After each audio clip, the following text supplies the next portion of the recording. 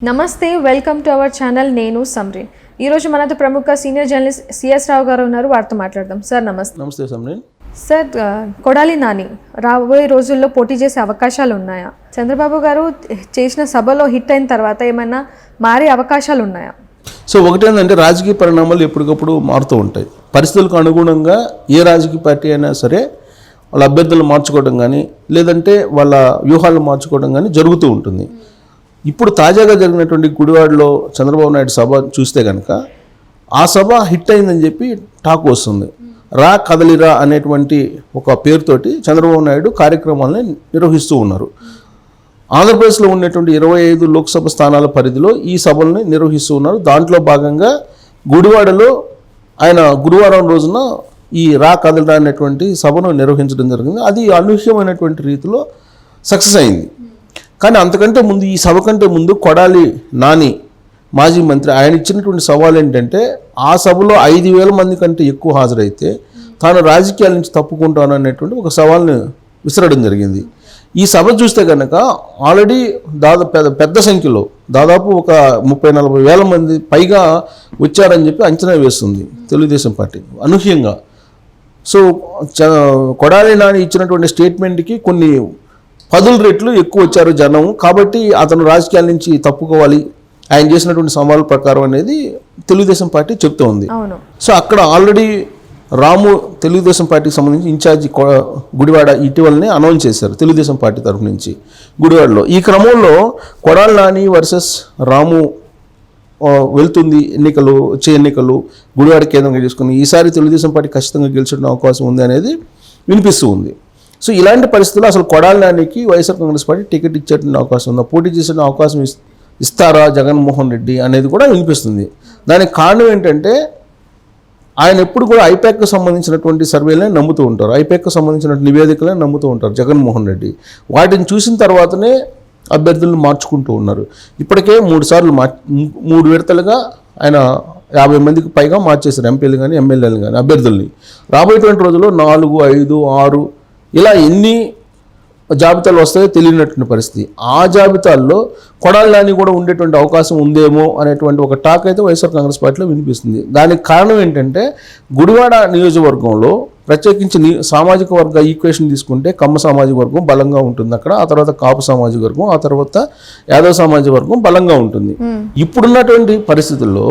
Janasena Telugu Desam party పొత్తు పెట్టుకున్నాయి కాబట్టి కాపు కమ్మ సామాజిక వర్గాలు రెండూ కూడా కొడాలి నానికి దూరం అయ్యేటువంటి అవకాశం ఉంది పూర్వము కొడాలి నానికి కమ్మ కాపు సామాజిక వర్గం రెండూ కూడా సపోర్ట్ చేసాయి కాబట్టి ఆయన వరుసగా గెలవడం జరిగింది ఈసారి అలాంటి పరిస్థితి ఉండదు అనేది ఐపాక్ ఇచ్చినటువంటి సర్వే సారాంశం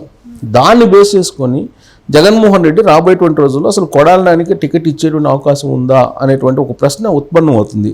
దానికి బలం చేకూరేలా చంద్రబాబు నాయుడు నిర్వహించినటువంటి సభ సక్సెస్ అయింది ఆ సభ సక్సెస్ అయిన తర్వాత వ్యూహాలను మార్చుకునే అవకాశం ఉంది వైఎస్ఆర్ కాంగ్రెస్ పార్టీ వ్యూహాలను మార్చుకొని అక్కడి నుంచి బీసీకి అవకాశం ఏమైనా ఉందా టికెట్ ఇచ్చేటువంటి అవకాశం ఉందా అనేది కూడా ఒకటి వినిపిస్తుంది ఎందుకంటే ఎస్సీ ఎస్టీ బీసీ అనేది సపోర్ట్ చేస్తాయి ఆ సామాజిక వర్గాలు అనేది జగన్మోహన్ రెడ్డి యొక్క ఆలోచన అది నిజంగా కాకపోవచ్చు బట్ జగన్మోహన్ రెడ్డి యొక్క ఆలోచన సో అందుకే ఆయన అక్కడ సామాజిక ఈక్వేషన్ కనుక తీసుకుంటే కనుక ఆయన ఇప్పుడు కమ్మ సామాజిక వర్గానికి సంబంధించిన కొడాలి నాని ఉన్నారు కాబట్టి ఆయనకు బదులుగా ఆయన ప్లేస్లో యాదవ సామాజిక వర్గానికో లేదా బీసీ సామాజిక వర్గంలో ఉండేటువంటి ఎవరో ఒకరికి ఇచ్చేటువంటి అవకాశం ఉందా అనేది ఒకటి వినిపిస్తుంది ఇస్తారేమో అనేది కూడా తాడేపల్లి క్యాంప్ ఆఫీస్లో వినిపిస్తున్నటువంటి ఒక టాక్ కూడా ఎందుకనంటే పక్కనే ఉన్నటువంటి మచిలీపట్నం నుంచి పేరుని నాని బలమైనటువంటి లీడరు వైఎస్ఆర్ కాంగ్రెస్ పార్టీకి అలాగే జగన్మోహన్ రెడ్డికి అత్యంత ఆప్తుడు వీరాభిమాని ఆయన్నే మార్చేశారు అక్కడ ఆయన మార్చి ఆయన కుమారుడికి అక్కడ ఇవ్వడం జరిగింది రీప్లేస్ చేయడం జరిగింది సో ఇలాంటి పరిస్థితుల్లో అసలు కొడాలి నానిని ఉంచరా అక్కడ అనేది ఒకటి అనిపిస్తుంది కొడాలి నాని మీద ఎందుకు అంత నెగిటివ్ వచ్చింది ఆ నియోజకవర్గంలో అంటే కొడాలి నాని సంక్రాంతి సందర్భంగా క్యాష్ను ఆడించారు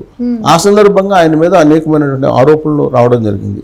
వల్లభనేని వంశీ కొడాలి నాని ఇద్దరు కూడా స్నేహితులు వాళ్ళిద్దరు కలిసి అక్కడ క్యాష్ను ఆడించారు క్యాష్నోకి అనుమతులు లేవు ఆంధ్రప్రదేశ్లో కానీ తెలుగు రాష్ట్రాల్లో ఒక గోవాలోనే ఉన్నాయి గోవా తరహాలో క్యాష్ను ఆడించారు కాబట్టి వాళ్ళ మీద అప్పట్లో కంప్లైంట్స్ వెళ్ళాయి రాష్ట్రపతి వరకు కంప్లైంట్స్ తీసుకెళ్లారు తెలుగుదేశం పార్టీ దానికంటే ముందు కొడాలి నాని చంద్రబాబు నాయుడు కానీ లోకేష్ని కానీ వ్యక్తిగతంగా దూషిస్తూ అన్పార్లమెంటరీ వర్డ్స్ ఉపయోగిస్తూ మొత్తం ఆంధ్రప్రదేశ్ ప్రజలే వినరానటువంటి పదాలను వాడుతూ ఆయన వ్యతిరేకత తీసుకొస్తున్నారు, ప్రజల్లో వ్యతిరేకత తీసుకొచ్చుకున్నారు అనేటువంటి అభిప్రాయం ఉంది తాడేపల్లి క్యాంప్ హౌస్లో. అందుకే క్యాబినెట్లో మొదటి క్యాబినెట్లో ఉన్నటువంటి కొడాలి నానిని ఆ నెక్స్ట్ క్యాబినెట్లో తొలగించడం జరిగింది జగన్మోహన్ రెడ్డి. దాని కంటిన్యూషన్లో సంక్రాంతికి సంబంధించిన సంక్రాంతి సంబంధించి క్యాష్ను ఆడించడం, దాని వ్యతిరేకత రావడం ఆయనకి. ఆ తర్వాత అక్కడ కొడాలి నాని అలాగే వల్లభనేని వంశీకి సంబంధించినటువంటి ఒక ఫర్ము ఏర్పాటు చేసి అక్కడ ఏదో పబ్లిక్ నుంచి అమౌంట్ వసూలు చేసి కుంభకోణానికి పాల్పడ్డారని ఇంకొక ఆరోపణ రావడం కూడా జరిగింది. ఇలా ఒకదాని తర్వాత ఒకటి వాళ్ళ మీద ఆరోపణలు రావటం, ప్రజా వ్యతిరేకత వాళ్ళ మీద ఉంది అనేటువంటి ఒక రిపోర్టు జగన్మోహన్ రెడ్డి దగ్గర ఉంది అనేది ఇప్పుడు తాడేపల్లి క్యాంప్ ఆఫీస్లో జరుగుతున్నటువంటి చర్చ. సో ఇలాంటి పరిస్థితుల్లో తెలుగుదేశం పార్టీ నిర్వహించినటువంటి రా కదలరా అనేటువంటి సభ సూపర్ సక్సెస్ అయిందని చెప్పి చెప్పుకోవచ్చు. మామూలుగా అక్కడ ఫెయిల్ అవుతుందని చెప్పి అనుకున్నారు. గతంలో కూడా 2-3 సార్లు సభ పెట్టాలనేటువంటి ఒక ప్రయత్నం చేసి సభ పెట్టకుండానే వాయిదా పడింది రకరకాల కారణాల ద్వారా. ఇప్పుడు సభ పెట్టారు. సభ పెట్టిన తర్వాత ఆ సభ అనూహ్యమైనటువంటి సక్సెస్ అయ్యింది. కాబట్టి అక్కడ ప్రజల్లో మార్పు వచ్చింది, ప్రజలు కొడాలి నానికి వ్యతిరేకంగా ఉన్నారు అనేటువంటి అభిప్రాయం ఇప్పుడు వైఎస్ఆర్ కాంగ్రెస్ పార్టీ అధిష్టానం వద్ద ఉంది. ఆ కారణం చేత అసలు ఆయనకి టికెట్ ఇస్తారా ఇవ్వరా అనేటువంటి ఒక సందేహం. ఒకవేళ ఇచ్చినప్పటికీ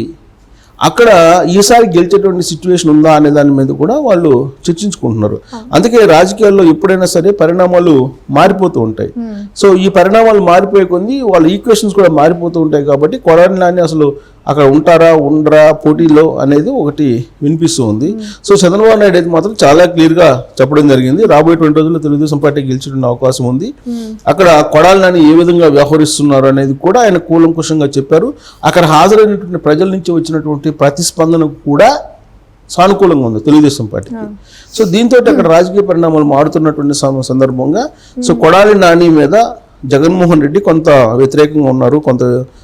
ఆగ్రహంగా కూడా ఉన్నారు అనేది కూడా తెలుస్తుంది. సో ఇంకా తట్టాబుట్టా సర్దుకుని కొడాలి నాని మరో ప్లేస్కి వెళ్తారా లేదంటే ఈ ఎన్నికల వరకు దూరంగా ఉంటారా అనే టాక్ కూడా ఇప్పుడు లేటెస్ట్గా వినిపిస్తుంది. ఆయన చెప్పిన దాని ప్రకారం 5,000 మందికి పైగా హాజరైతే తాను రాజకీయాల నుంచి విరమించుకుంటానని చెప్పారు. కాబట్టి ఇప్పుడు ఆయన తట్టాబుట్టా సర్దుకునే అవకాశం ఉందని చెప్పి తెలుగుదేశం పార్టీలో వినిపిస్తుంది. అలాగే క్యాంప్ ఆఫీసులో తాడేపల్లిలో కూడా సర్వేల్లో వెనకబడ్డారనేది సారాంశం. సో ఇలాంటి పరిస్థితుల్లో జగన్మోహన్ రెడ్డి ఇతన్ని ఎంకరేజ్ చేయరు, ఎందుకంటే అత్యంత క్లోజ్గా ఉండేటువంటి వాళ్ళని కూడా దూరంగా పెట్టారు కాబట్టి ఇతను కూడా దూరంగా పెడతారు అనేది వినిపిస్తుంది. సో ఒక టర్న్ రా కదలిరా సభతోటి ఒక టర్న్ తీసుకుంది గుడివాడ రాజకీయం అని చెప్పి మనం విశ్లేషణ చేసుకోవచ్చు. Okay, thank you so much. Thank you.